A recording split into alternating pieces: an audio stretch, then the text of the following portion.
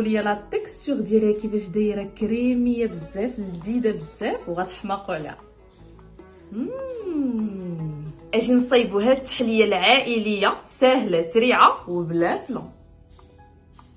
وفي كاسرونه وعلى البارد كندير اطرو ديال الحليب، كنزيد لهم 4 المعالق ديال النشا اللي كيكونوا عامرين، وكنزيد عليهم واحد 4 ديال لي ساشي ديال الكاكاو اللي كيكون مر، كنزيد عليهم واحد الكميه ديال السكر على حسب الذوق ديالكم. انا درت 4 المعالق ساشي ديال الفاني، كنخلط كلشي مزيان حتى كيذوب ليا داك النشا، وكنزيد لهم لا كريم فريش.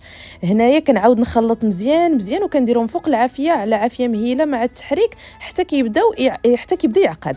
من بعد كنزيد ليه لي بيبيت شوكولا، انا درت 100 غرام وهو سخون، كنشد لو مول ديال لو كيك وكنديرو في وسط منه، كنسد عليه هكا بالسلوفان من الفوق باش ما يديرش ليا القشره، وكندخلو للثلاجه.